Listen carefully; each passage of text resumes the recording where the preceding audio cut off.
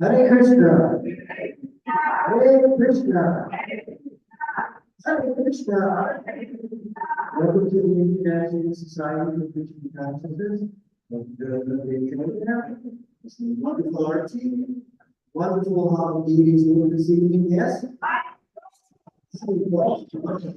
People very splendid, very magnificent, very dancing. So we will continue with our program now. Reading from Bhagavad Gita. Normally, we do one verse, and we do a long class based on that. Tonight, we're going to be reading the entire English translation for the chapter. which we're doing this month. We're doing several chapters on the subject, doing chapter 9 every week. And we're on 13 tonight, maybe 13 and 14 tonight. So please get online and listen for the wonderful words of Krishna in the Bhagavad Gita.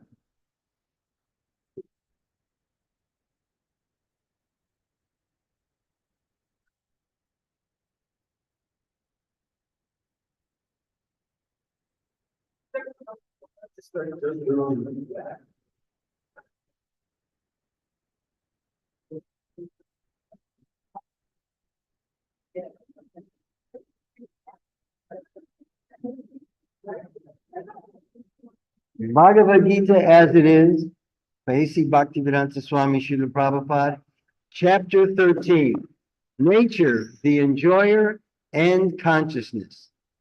Arjuna said, "Oh, my dear Krishna, I wish to know about Prakriti, nature, Purusha, the enjoyer, and the field and the knower of the field, and of knowledge and the object of knowledge."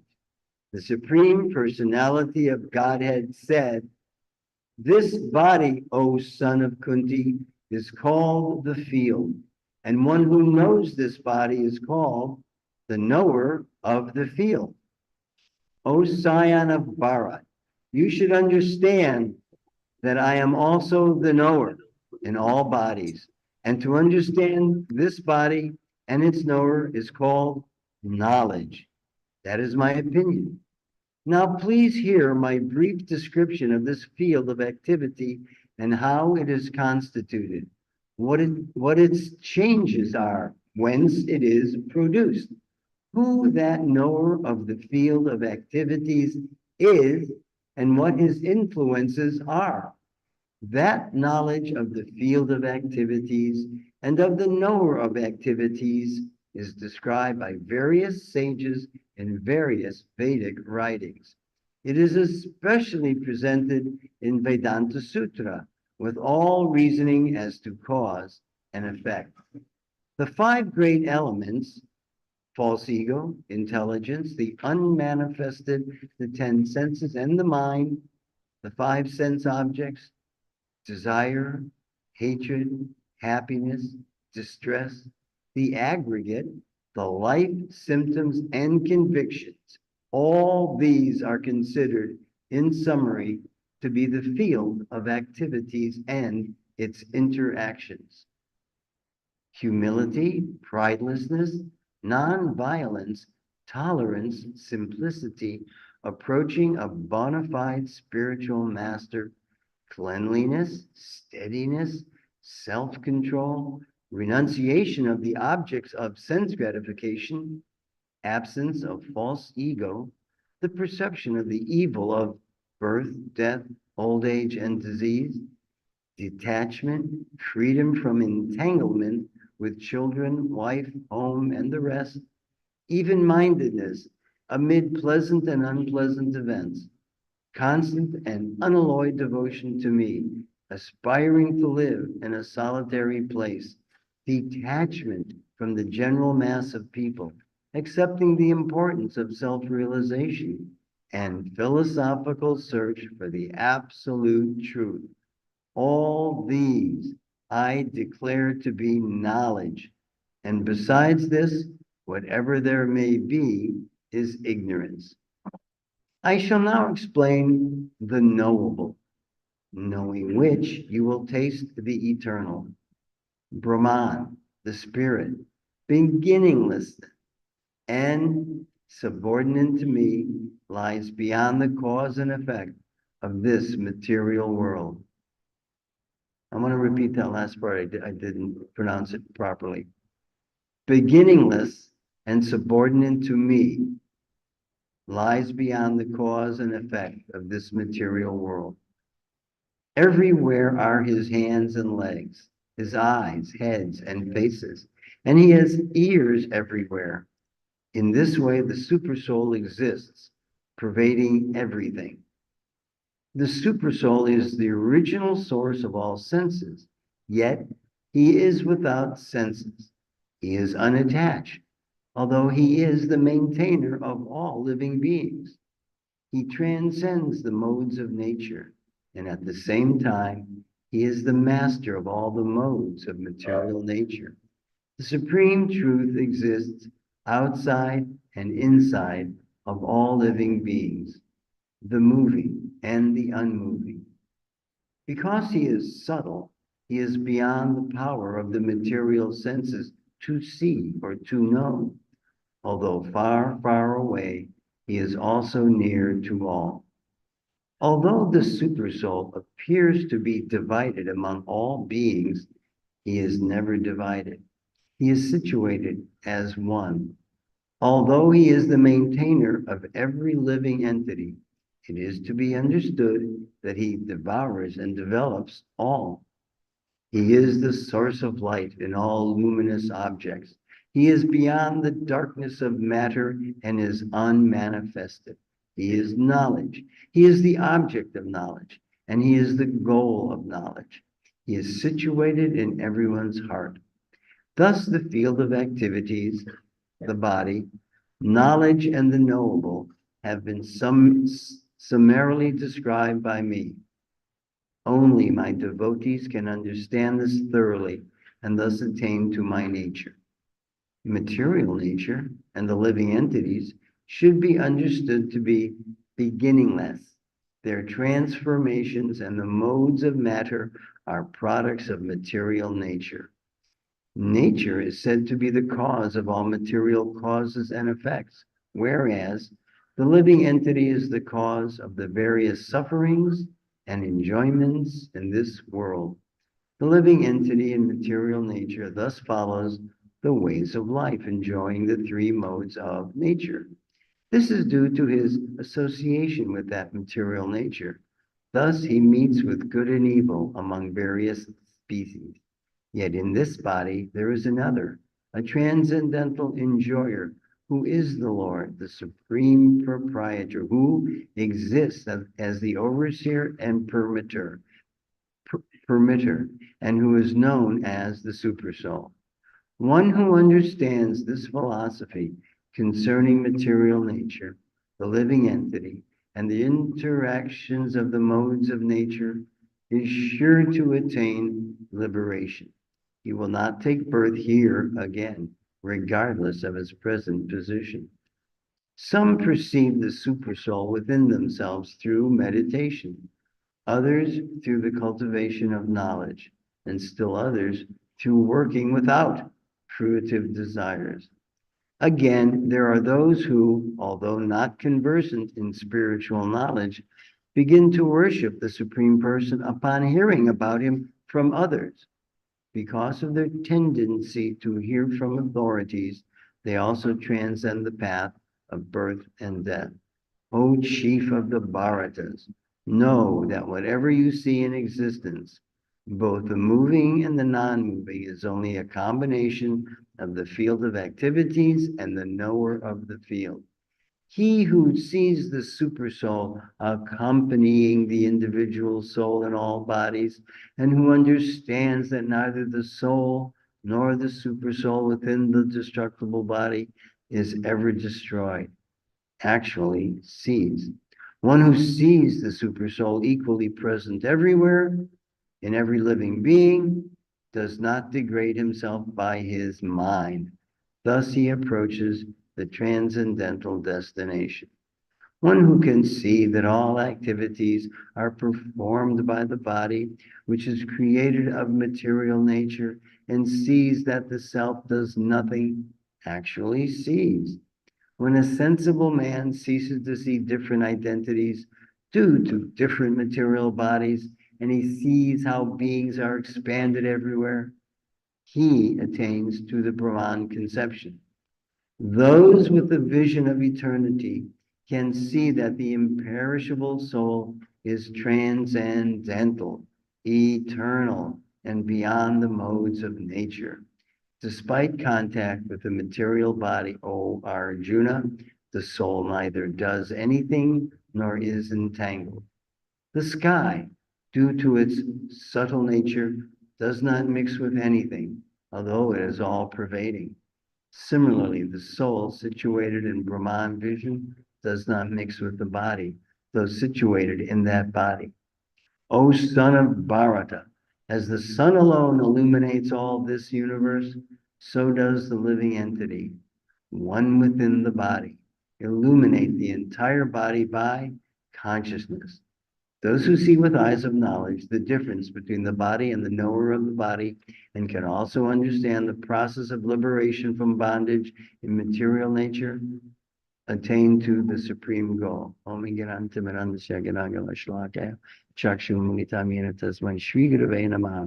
was born in the darkness of ignorance, but my spiritual master has illuminated my eyes, the torchlight of knowledge. I offer him my obeisances. So hearing this entire chapter without the benefit of Prabhupada's purports after each verse seems very esoteric. And it might even tend to support certain preconceptions about Brahman and such things. So just to clarify, here am I clarifying Krishna's words, how comical, but I shall do my best. When he speaks of the Brahman vision and Brahman and us being in Brahman, this refers to actually his Brahman Jyoti. The Brahman is the impersonal level of understanding Krishna. It is like a third step back away from Krishna. Prabhupada likened this to driving towards a mountain or a mountain range that from far away on the road, we could just see some vague mountains, just large bodies of dirt and rock. We can't see any details. But as we get closer, then we can start to see certain mountains are different than other mountains. This would Prabhupada likens to a secondary understanding, which is repeated over and over again in chapter 13, and I refer to Super Soul, Kishiradakshay Vishnu, Paramatma. This is expansion of Krishna, which is within us and observes us and is always there waiting for us to finally ask what's going on and why are we here, and observes that we're seeking the absolute truth. And at that point, he will stop observing and even become proactive and guide us and show us how to make progress and how to find the spiritual master. And then as we get closer and closer to the mountains, now we can see individual trees and even get real close up to the mountains, blades of grass, and just see everything. And that's approaching Krishna when there's no more steps back. Krishna here often refers to himself in the third person, as if he were somebody else. This is in his role as spiritual master, but later on, of course, and several times during other chapters, like in the previous chapter, what we read last night, he tells Arjuna, worship me. I am the supreme. There's nothing vague or esoteric about that, but people still think it is because they're so used to the impersonal interpretation of Bhagavad Gita. A co-worker of mine the other day gave me a copy of an old Bhagavad Gita, which is the old impersonal interpretation and not the direct translation. It's ironic because he gave me two books. He gave me that and Srila Prabhupada's Sri Ishopanishad. And so I thank him very much. He's a book distributor without realizing it, because he himself, so far as I can tell, is an impersonalist, but he's seeking the truth. So he's reading some good books like Srila Prabhupada's books. But Krishna is very clear that he, even though he expands as Super Soul and Brahman and other entities, he is still a part. He is the source of the energy. He is the energetic principle. The energetic principle can unlimitedly provide and produce energy, while the energy cannot, in reverse, create the energetic principle. A flashlight could shine a lot of light, but you can't take that light and make it a flashlight. So Krishna is the source of everything, is the root of everything. And thank you. Thank you. And so we remove the esoterica a bit by understanding this with more clarity, with more intimacy of the words and the verses herein. So we should understand that phrases like self-realization and supreme goal and such are not out of our reach, that they just sound like some beautiful words that come from this wonderful literature. We have to understand that there's a purpose for this literature, and that is to educate us, to give us knowledge, which is the reason why Srila Prabhupada translated it from its original Sanskrit as it is into perfectly understandable English, but he does provide the purports after each verse and illuminates those words and clarifies everything in readily understandable conversational English. And I urge all of you, if you have not acquired copies of the books translated and commentated by His Divine Grace Srila Prabhupada, to do so at your earliest opportunity, or even quicker and more economical. You could read everything that we've got, everything Srila Prabhupada gave us online for free at the Veda base, and everything is available. Everything is available. And reading with Srila Prabhupada's purports is like taking class with the real spiritual master. Not like, it is taking class with a real spiritual master. And then all this knowledge, all of the mystery disappears when every single word is explained very simply, so we don't misinterpret it or think it's more of any impersonal knowledge which we might have previously been contaminated by. He talks of the subtle nature here and what is all pervading. He gives the metaphor of the sky. Prabhupada used to always say the sun, the sunlight is penetrating everything during the day and illuminates everything, yet the sun is still apart from the sunlight, and it is a separate entity. And of great importance and worth noting here is that Krishna said it was his opinion, that he was giving his opinion about something. And this is a marvelous example of how Krishna does not take away our free will.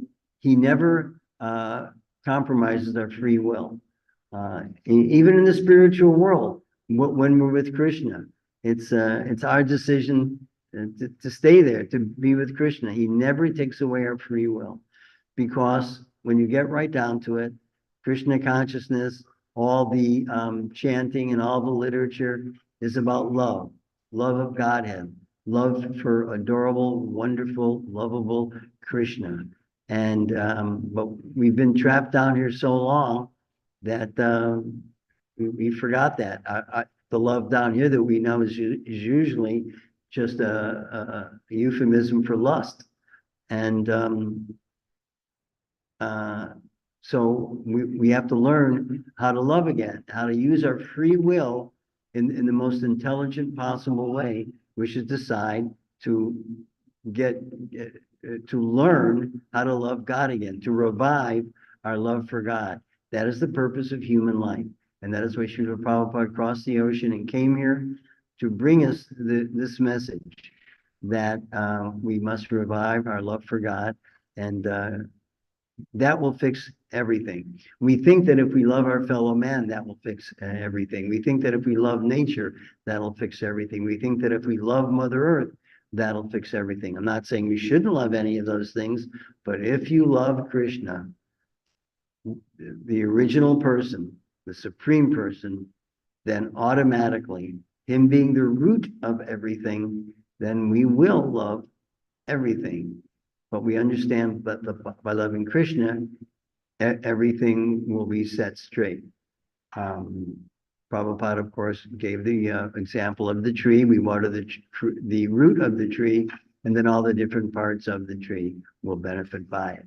So if we love Krishna, then we will learn automatically to love our fellow man, the planet, nature, the animals, everything, because everything is coming from Krishna. He makes everything. He deputes other great entities to create these things, such as his unlimited power to do so. But he is present in everything. The super soul is present in all living entities. Prabhupada explains that Krishna is present in every single atom. Krishna is immeasurable, unlimited, infinite. We cannot understand this because we are all like Professor Frog in a well, that someone comes to us and they tell us about the vastness of even just the material world, which is just a spark compared to the eternal spiritual world. And we think, oh, it's twice as big as something. No, it's unlimited. It's just ever expanding and unlimited and infinite. Oh, it's 3 times as big as something I know. Because of our false egos, it's impossible for us to comprehend how truly phenomenal Krishna and all of existence is. So I invite you all to take up this chanting of Hare Krishna, Krishna, Krishna Krishna, Hare Hare, Hare Rama, Rama Rama, Hare Hare. You could chant it, you could whisper it, you could shout it, you could sing it in so many nice folk song melodies, and it's pure, it's 100% spiritual, and this is what we're all looking for. Everybody's looking to be happy. Everyone's looking in the wrong places. Well, this is Krishna's opinion that you should look at him. You should take his message, Bhagavad Gita, which he sings. Gita means song, and so we should chant it and maybe tell others about it. They would appreciate it, and then you will be, as Prabhupada always said, chant and be happy. Are there any questions, arguments, or realizations?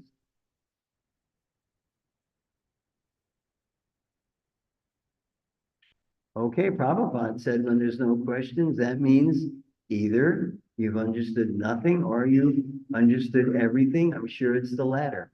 Now we will have the next part of our program, which is probably the easiest part, and that is to honor Krishna Prasadam. Krishna Prasadam is vegetarian foodstuffs, which has been lovingly prepared with devotion for Krishna. It is not smelled or tasted during cooking. It is for Krishna.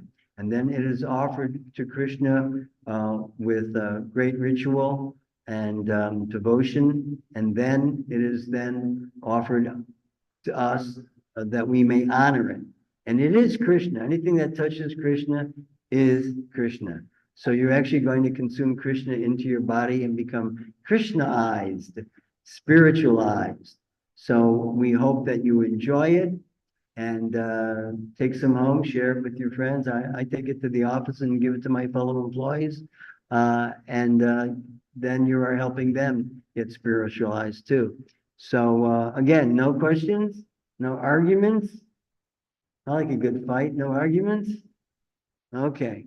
Thank you very much. And now let's honor Prasadam. All glories to Srila Prabhupada. Jai. Hare Krishna.